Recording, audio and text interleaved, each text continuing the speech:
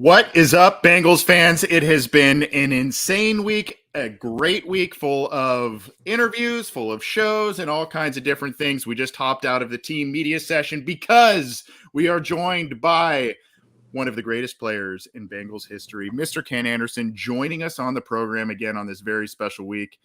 Ken, how are you, sir? Thank you for making time. I know you're very busy this week. No, I'm doing great.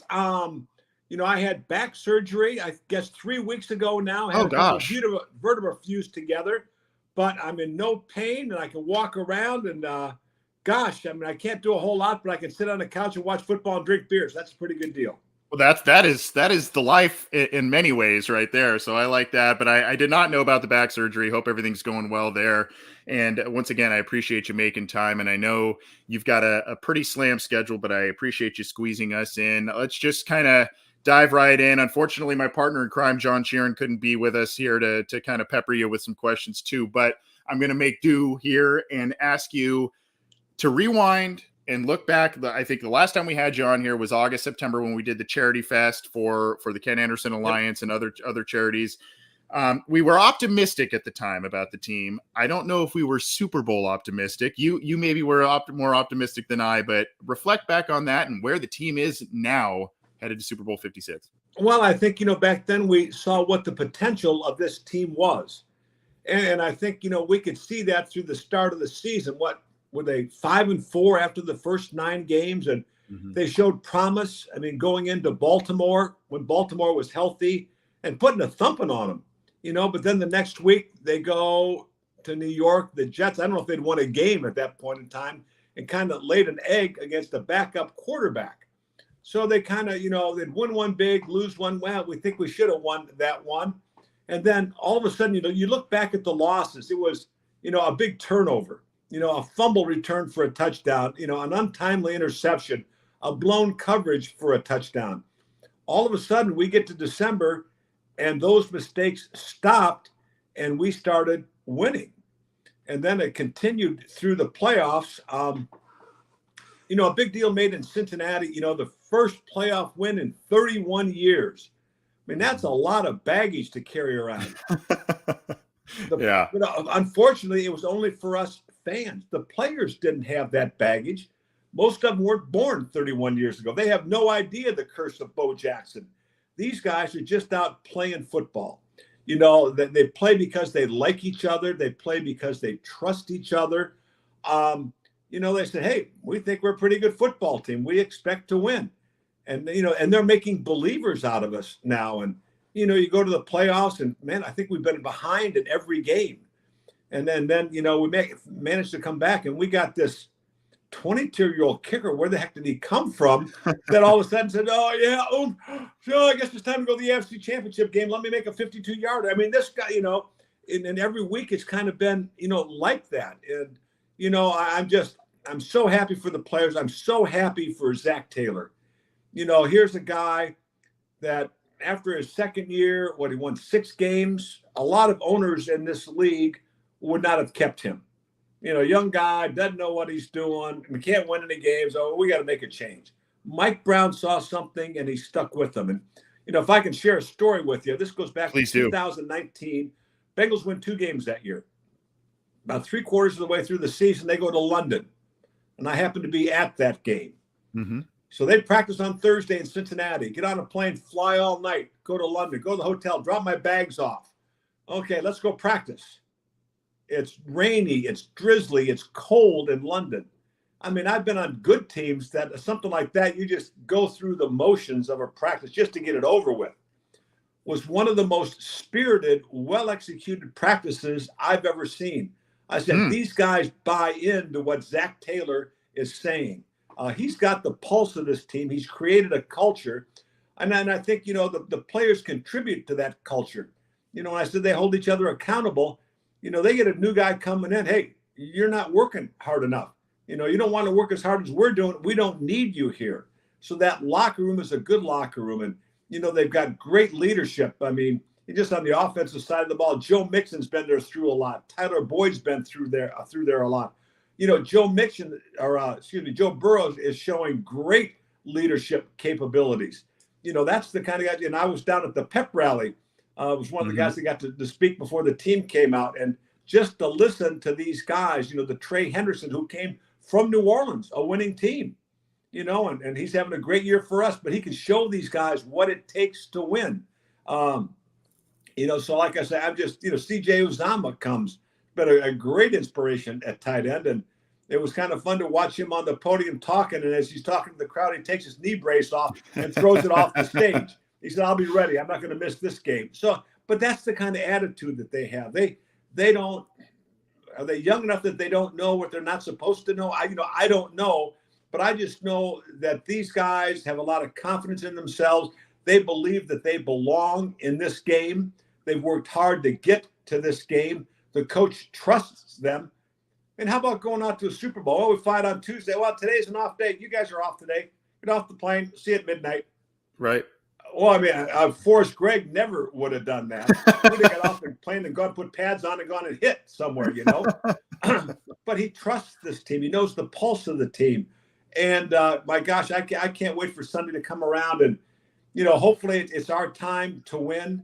I don't know if we'll win. I really believe that we will. But I know one thing, that these guys will go out there and play their best. And that's always kind of the regret that I had in the Super Bowl that I played in, that we went out that game and we did not play our best. And, 5 turnovers, you don't deserve to win a game. And that's been a big regret of mine. I don't think that's going to happen to this football team. They may get beat, but they won't beat themselves. Yeah, it seems that way. And they seem to win a lot of different ways, and they seem to come back from a large amount, large deficits, or they hang on to lead. It's just crazy how they've been doing things. Are you surprised? You mentioned Joe Burrow. Are you surprised at not only his ascension to top quarterback status in the league so quickly, not even 2 full years into his career? And are you also surprised at how quickly Jamar Chase was able to take the NFL by storm this year? Not surprised at Joe. Number one, he's 25. He's a little bit older than a standard second-year player. And my gosh, you look at what he's been through in his career. Going to Ohio State and leaving, to go to LSU of all places. You talk about a culture shock going from Ohio to LSU and winning the job. And, you talk about Jamar Chase, and when they both were down there, they're out in the practice field behind the stadium on their own, working together. You think why they have a connection? They put the hours in together. Going through the SEC West, going into Tuscaloosa to play Alabama, and then getting them, in the championship game, and going through the college football playoffs, winning a national championship against Clemson. I mean, he's been in big games before. And he shines in big games, and he's shown that with the Bengals. Talking with Ken Anderson, Bengals legend, Ring of Honor, inductee of the member of the inaugural class of the Ring of Honor. Let's talk about that and backtrack a little bit, Kenny, and talk about that, some of your Super Bowl experiences, and then maybe get your thoughts on this game and whatnot.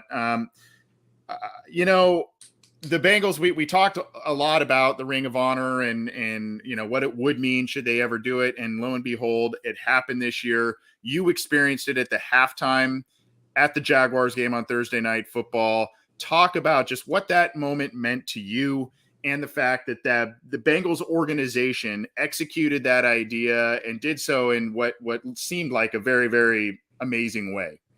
Well, and congratulations to Elizabeth Blackburn. I think she was the spearhead behind all that. And, I don't know if Mike is anything like me.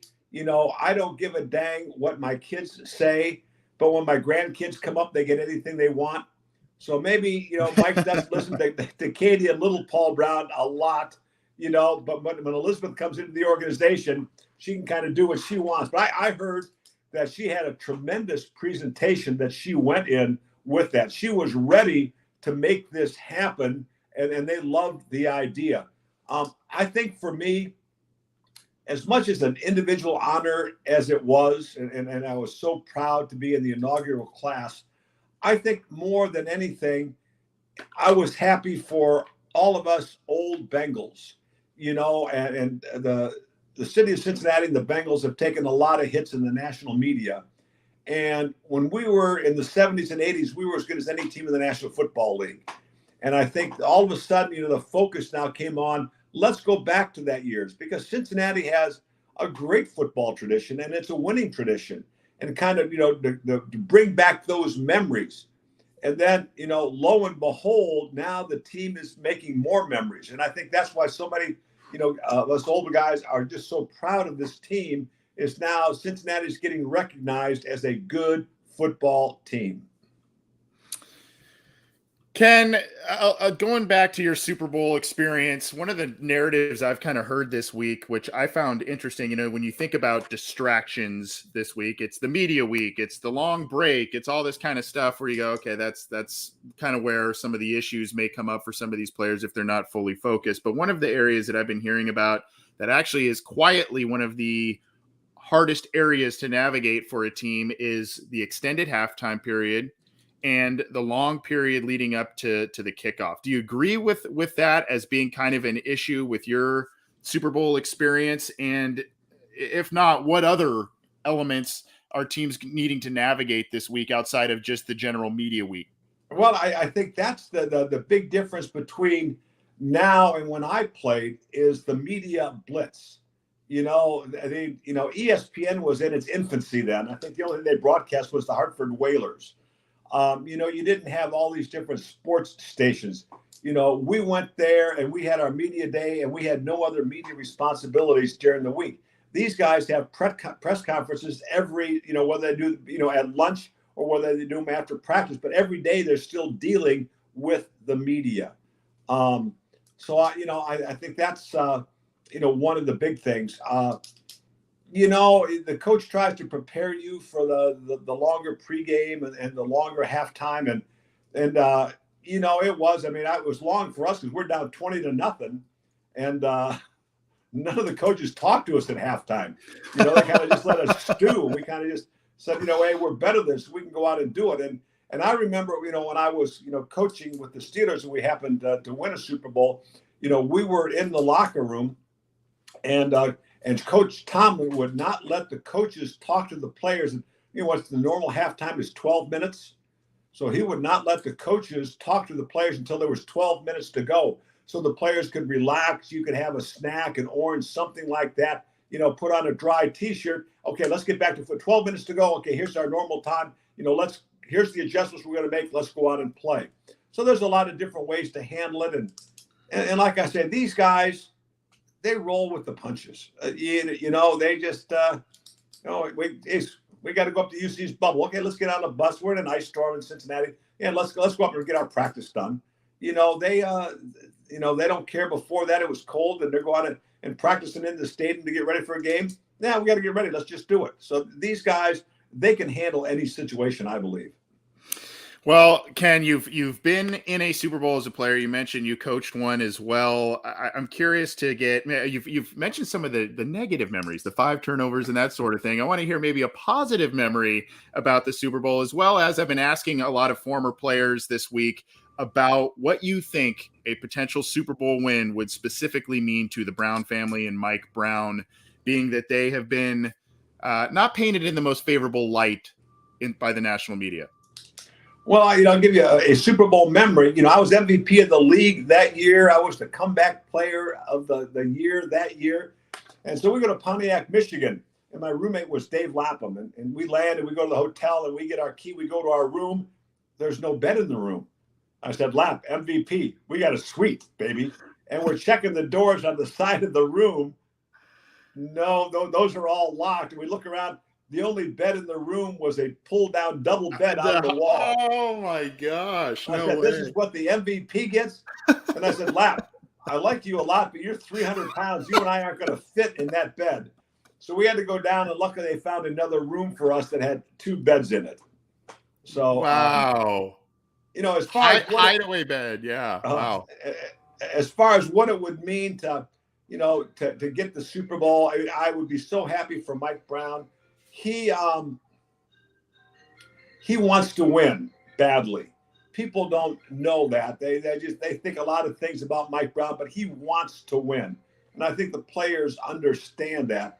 And I was telling somebody that said, what do you think Cincinnati would be like the day after the game? And I said, it won't be standing. I said, not because of fires and all that other stuff. The sounds in Cincinnati for the cheering will be so loud, the reverberation the buildings will crumble in Cincinnati because of the noise. So no, it would be nice to see Cincinnati get their first one. There's we're one of a dozen teams that there's several teams that haven't been to a Super Bowl and several more that haven't won. It'd be nice to get into that status that we've won a Super Bowl team. And Cincinnati's a great sports town. And, the Reds got a lot of World Series wins to show for it. It would be nice for the Bengals to get that World Championship Lombardi Trophy to show for it. Ken, we're going to get you out of here in just a minute. I know you're slammed with all kinds of appearances and good stuff. And again, I can't thank you enough for making an appearance on our show. Before we do, and before we talk about the Ken Anderson Alliance and happenings there, what is your prediction for this game? I think there's some obvious keys to it, but how do you see this thing playing out on Sunday? I think the Bengals figure out a way to win. If you think I'm betting against Joe Burrow, you're nuts. And I think one of the things, a lot's been said about, Aaron Donald in the middle, and I think, most quarterbacks will tell you pressure up the middle is the toughest one for them. We got to figure out a way to answer that. Some have said, well, you got to be able to run the football. Well, we've won on the arm of Joe Burrow. I said, I'm going to put the game on his, but I think you need to run the ball some. And Joe Mixon is a great running back. And when you run, you've got to get that 4+ yards. You got to stay ahead of the down and distance. I think Joe's going to have to get the ball out of his hands quickly. I think one of the ways to do that is they've been very successful this year in going 5 out.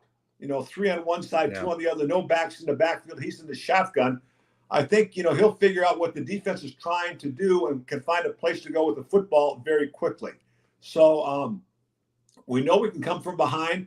I'd kind of like this game that maybe we could jump out to the lead early. That'd be I'd nice like to kind of have the game won at the end. I don't want Money Mac or Shooter McPherson, whatever nickname I think he likes Shooter the best. I don't want him to have to win another one for us, although I got total confidence in him if he has to do that. So, no, I'm just enjoying it. I wish I could be out there. My 2 daughters are on a plane right now heading out there on one of the Bengals charters, and they're going to have a great time. So I said, a lot of FaceTiming out there. I want it at the stadium. I want to see what's going on. So I'll kind of relive the game through them. That's awesome. Well, let's hear about some of the recent happenings with the Ken Anderson Alliance. We were able to raise quite a bit of money thanks to the generosity of a lot of our listeners back in August, September time to kick off the Ring of Honor celebration and whatnot. But I know you've got the Kenny's Houday Lager. I had some of that week 1. No. It's not Houday Lager. It's Kenny's day drinking lager. That's right. Day drinking lager. Come on, Anthony. I'm sorry. Day drinking lager. I did have some of it. It is delicious, but what else is going on with the Ken Anderson Alliance? Well, right now we've got $14K in 14 days. We're trying to raise $14,000 in 14 days. And it started after the AFC Championship game. It just happened to be 14 days to the Super Bowl. I think, I got a connection with 14. That may have been my number. And so, what we're doing is ask people to go to our website, KenAndersonAlliance.org, and buy a ticket. You can buy one for $14. You can buy a few more for $140, a bunch more for $1,400. And then after the Super Bowl, we're going to draw a winner. We're going to draw 3 winners. You get the 3 different things we're going to give away. One is a limited edition bottle of bourbon from the New Riff Distillery in Northern Kentucky that honors me going into the Ring of Honor. We've got an old school helmet that I used to wear that has the webbing in it rather than padding. I've signed that with a bunch of stats on it. And we've also got a literally a one-of-a-kind item that after the Bengals won in Nashville, they've been going around and giving out game balls. And they took one to 16 lots where they make Kenny's Day Drinking Lager and gave them one, and they noticed that the date was wrong.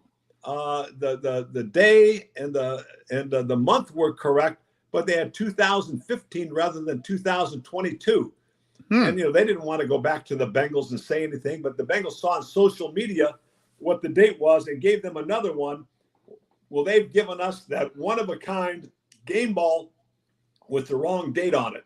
So go to Kenny Anderson or go to KenAndersonAlliance.org. You can buy a ticket, and we're going to raise 14 grand in 14 days. Well, we will promote the heck out of that. And I apologize. The day drinking lager, delicious, delicious stuff. I had some week one. And if you will indulge me one more second, I know you got to get out of here, No, but I'm good. I want to say this to you from on a personal note. You probably do not remember this. This is week one, and we got to meet you at Bengal Jim's tailgate on your way out of there. You were meeting a ton of people. And I got to say, you are one of the most gracious guys. And I had to meet you. And it was great meeting you. I think I have one of your day drinking lagers perhaps in my hand right there.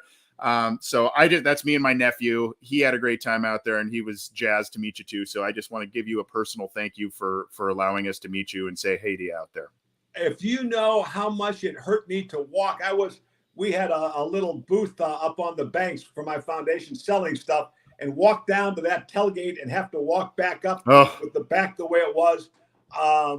Like I say, now I can do it no problem. It's so nice not to be in any pain. And I think we ought to do this maybe again next week so we can all gloat when the Bengals win their first Super Bowl. I hope so. Thanks, Ken, for your time. And thank you again just for meeting us in week one. It was a distinct pleasure. And I hate to hound you as much as I do to come on, but you're one of our very, very favorite guests. And we will do what we can to promote the 14,014 days for the Ken Anderson Alliance. Appreciate you.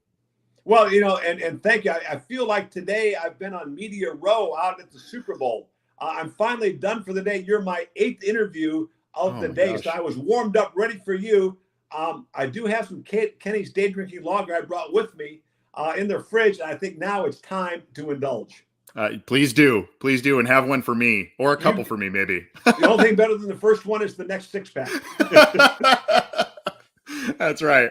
Thanks, Ken. Enjoy Sunday, and hopefully we can catch up soon. And we'll be pumping the Ken Anderson Alliance and try and get you some more funds there for you.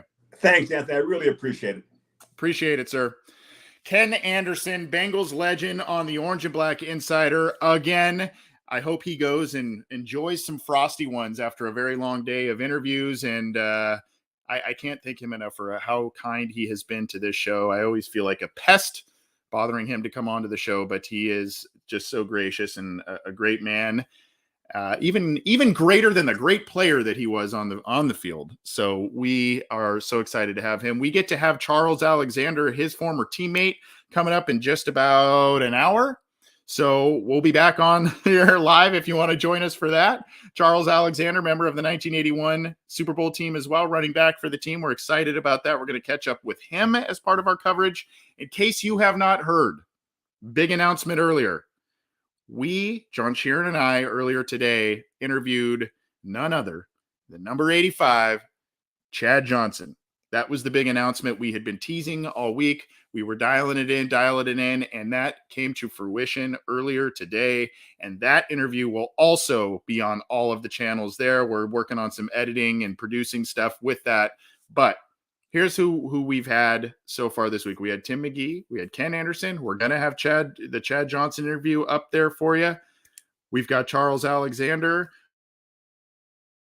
We've got another potential in-person appearance with Anthony Munoz in LA. So we've got a lot of stuff going on the rest of this week, and we've got maybe a special treat for you tomorrow. A lot of different appearances on other people's shows, which we are happy about and excited to be a part of that. And by the way, we've got the big game on Sunday, and we'll bring you post game and all kinds of stuff here. But please do me a favor. Of course, subscribe to our show, whether that's YouTube or give us a thumbs up and all that kind of stuff. Subscribe to the Cincy Jungle podcast channel and listen to our show and Ace and Zim's Orange is the New Black, Coach Speak, Chalk Talk by Matt Minnick, as I usually plug. And that's on iTunes, Stitcher, Spotify, Google Podcasts, iHeartRadio, all the major ones. But please, if you listen to this show, you know that we are big proponents of helping out charities and helping out the charitable endeavors of current and former Bengals players. You guys did an awesome job raising funds for the Ken Anderson Alliance, the Ken Riley Foundation, Javonte Woods Foundation, and just all kinds of different causes here that the Munoz Foundation as well. just please, please, please, if you heard what Ken said about what the Ken Anderson Alliance is doing, donate, get involved in that raffle, donate some money, help them reach that goal of 14,000 in 14 days. Really cool stuff they are doing, helping out adults with developmental disabilities, giving them jobs and, ingraining them in the community and all kinds of cool things that charity does. So, and of course, if you get your hands on it, I know Houday Beer is back out there, but if you get your hands on it, go to 16 Lots and get yourself some Kenny's Day Drinking Lager. You got to get some of that stuff. It's good stuff, and it is Super Bowl ready for you out there. So anyway, thank you everybody for tuning in live. Thank you for continuing to tune in to what we've got. Obviously, a lot of our special guest schedules are kind of all over the place. So we're going live when we can get them, and we're bringing you the shows how and when we can. Also, if you follow us on Twitter at Bengals OBI, or if you follow the Instagram page, the Cincy Jungle Instagram page, you can see clips of us and the questions we have been asking throughout the press conferences, the virtual press conferences at the Super Bowl. We've talked to Andrew Whitworth, Zach Taylor, Lou Anarumo, Mike Hilton, CJ Uzama, Eli Apple, and Joe Burrow. We've asked questions to all of these folks, and we're breaking up those clips and shooting them off to you on those platforms. So go check those out, as well as finding those entire media sessions on NFL.com and whatnot. That's going to do it for us. We're going to be back on here in just about an hour with former Bengals running back Charles Alexander. We are excited about that, and we will see you very, very soon. Take care, and thanks to Ken Anderson. Go check out Ken Anderson Alliance and help them reach 14,000 in 14 days. We'll see you soon.